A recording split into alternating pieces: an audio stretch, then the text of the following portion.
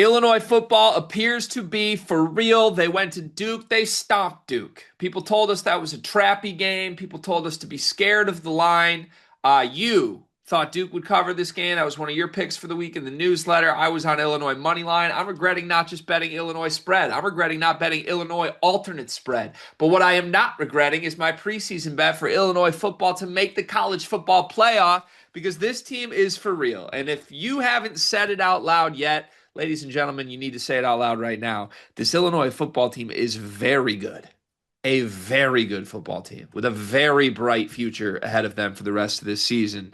They are finally getting some love from the polls as well. They're up to ninth in the AP poll officially as of this week after the impressive win over Duke. The full AP poll, teams in front of them, just to reset the landscape here, Cart. Ohio State, Penn State, 1 and 2. Some Big Ten love at the top. LSU, Oregon, Miami, Georgia, Texas, Notre Dame, and then you're Fighting Illini sitting there at ninth, one spot ahead of Florida State, two spots ahead of South Carolina, three spots ahead of Clemson.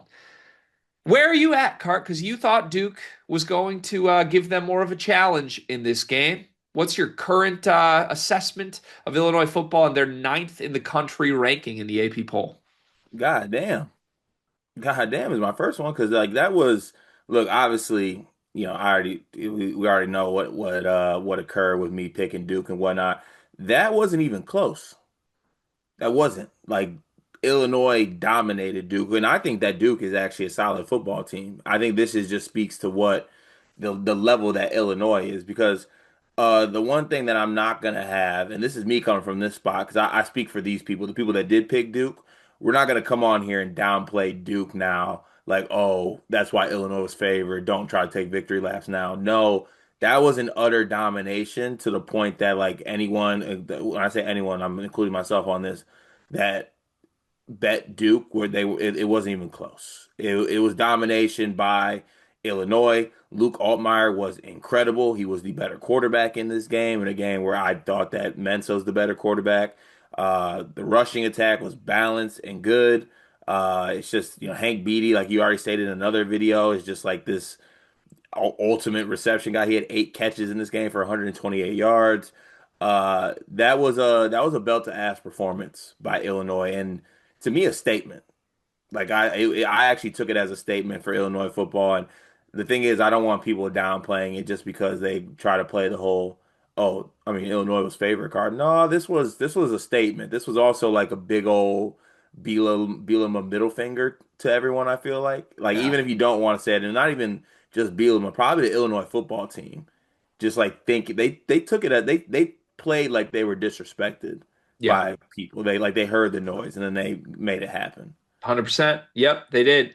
So yeah, I have you seen this stuff online where I don't know, it's probably just we follow enough Illinois people that sometimes my timeline can get a little orange and blue after big sports moments. And my timeline was very orange and blue Saturday night. It deserved to be after a statement win like this. But have you seen the Duke narrative here, where apparently there were some Duke fans trying to spin this as like, listen, celebrate this, Illinois, take credit for it, whatever, but we beat ourselves.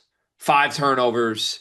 Like, this was much more Duke just shooting themselves in the foot over and over and over again rather than Illinois going in and asserting their dominance. Look, I am going to ask you where you stand on it. I can give my thoughts in a moment, but I do just want to objectively say when a team turns the ball over five times, that is a lot of self-inflicted wounds. Now, some of those plays Illinois made great plays on, but you had the muff early in the game that sort of set the tone, and things just got sloppy from there. That's football, right? We see this happen all the time at all levels of football. Sometimes you get off to a bad start and you're scrambling and playing from behind, and it just sets the tone for a very, very sloppy day. I think undeniably this was a very poor, sloppy game from Duke. Illinois took full advantage of it though. So where do you stand on that whole it's a spin zone from Duke fans to be like this was just us beating ourselves. Yeah, I'm not allowing that. I'm not allowing that in it happening in the fashion it happened. I think that it was Duke had a prime opportunity and the better football team shut the door. and they couldn't handle it. And I think that's because of what Illinois is doing and the pressure that they put on Duke football. And that's what I think the good football team in this game, I think, made more plays. And like I said, like I thought Duke would be a lot better, but also this is just a better football team. I think actually just kind of imposing their Yeah. will. I think in my preview for this, because I was all over Illinois in multiple ways, I had him on the Bet Rivers show, and I talked about this game in various content forms last week. And the narrative I was driving coming into the game was very much, if you're Illinois, don't let this get to a point where Mensa gets in like a which quarterback can win the game battle. Just get out to an early lead, let your defense make some plays, and let your guys game manage this to a victory. And to me, that's what they did. And now I understand how an opponent could spin zone it into, hey, this was just on us. It wasn't on you. But like, I feel like I'm understanding Illinois football and what this team wants to do to you. This is exactly the script Illinois wants. They don't want to do anything sexy or special. They just want to play solid, smart, sound football on both ends with all these experienced veteran dudes that have been here. Don't make Luke Altmaier make any spectacular plays. Let him just be really, really good. And he was really, really good in this game. He didn't make any mistakes. 3 touchdowns, almost 300 yards passing. I think the rushing game was okay. I don't think Illinois like destroyed them on the ground, but under 3 yards of carry in this game. But they still dominated time of possession. They kept the ball on the ground. They kept churning since they had a huge lead and kind of just commit to let's ground and pound you for 3 yards of carry the whole game. It probably drove Duke crazy. And then as the game went on, I think Duke felt the game pressure of we're behind. We need to make the spectacular play. If you get into that spot against this Illinois football team this year, you're not winning yet. Like if Illinois gets out up 10 on you and can play this exact game script of the game, that's right where they want you. And I think it's a testament to how experienced they are, how steady they are, how well coached they are as a football team. So yeah, I'm fine with Duke trying to play the well, we shot ourselves in the foot card. You did shoot yourselves in the foot, but that's what Illinois wants to do. They want to say, let's play for 60 minutes and y'all will make more mistakes than we will, and then we will capitalize. And I think that's why they have ultimately jumped out to this hot start. You look at the schedule, I really think there's some potential for a special season here for Illinois. They got to like get through the trappy game against Western Michigan, whatever. They're going to win that game. At Indiana's huge. That's going to be a juiced up building with Cignetti and a team that was in the college football playoff last year. USC looks pretty damn good. That game's in Champaign, but those are two very large early conference season games. After they get through that Ohio State game, which, reminder, it's in Champaign. All their big games are in Champaign this year for the most part. The rest of this schedule looks very doable, man. Like Washington, Rutgers, Maryland, Wisconsin, Northwestern. I think Illinois is going to be favored in, I would assume, at least 6 of their final 8 games. And I don't see why this can't be a college football playoff team with what they just did to Duke.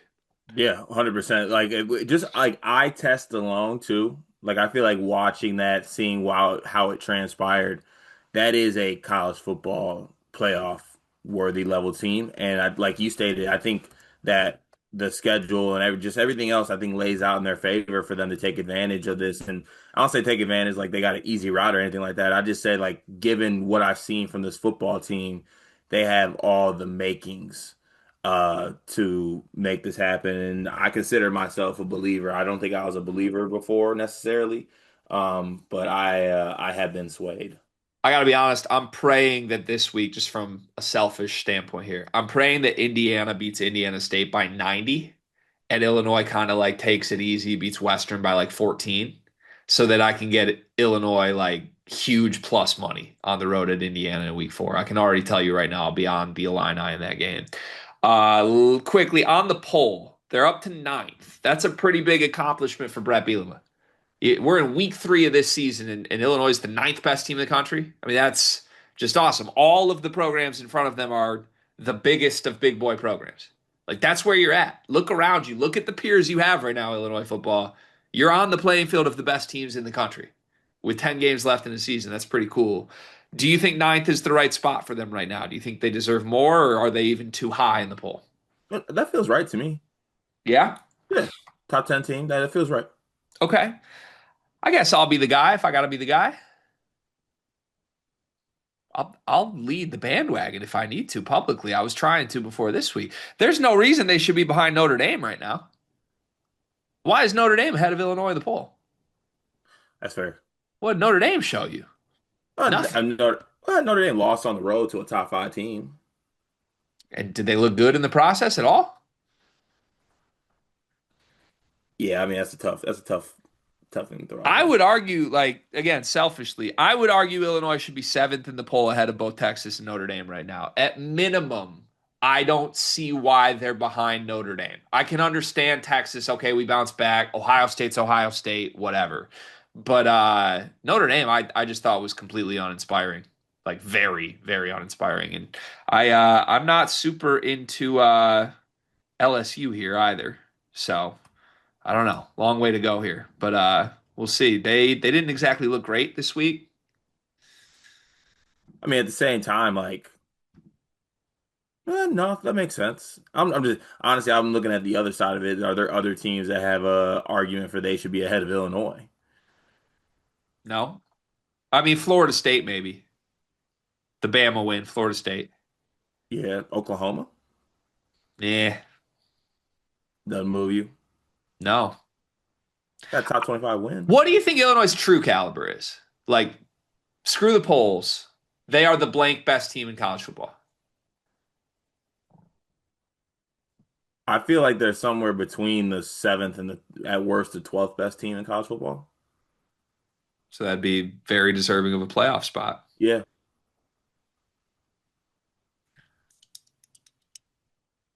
I think this is the fifth best team in the country. Woo. The problem is three of the teams better than them, I think, are in the Big Ten. Ah. I think Ohio State, Penn State, Oregon are probably the three best teams in the country, and then I'd put Georgia up there too. But I think I'm straight up, sounds crazy. I think on a neutral, I would take Illinois over LSU and Miami right now. Damn. I want to see Okay. it. I mean, we might go I'm see it. I'm buying this team, dude. They're fun to watch. Yeah, I like it. Petey's awesome, by the way. Can we talk Yeah, about he him is. for a second? But no, he is. Him and like I feel like him and Altmaier got like a little yin and yang thing going on. He's a freak. I mean, his two performances thus far have been insane, and they used him on the ground for the 25-yard touchdown in this game too. Like, just elite return guy. Also, like, was this there last year and we just didn't really see it? I mean, well, you had Franklin and Bryant, so it's like, Yeah, respectfully to Zakari Franklin, he wasn't doing this. hey, come on now. He wasn't doing this. Like, I wish this version of Beatty was opposite Pat Bryant all last year. Yeah, true. I mean, maybe we just didn't see it. Hey, guys get better, but Yeah. I'm just impressed. Like, I thought they would have a spot in the receiver room feeling very vacant without Pat Bryant, and Beatty has just not skipped a beat. It's crazy.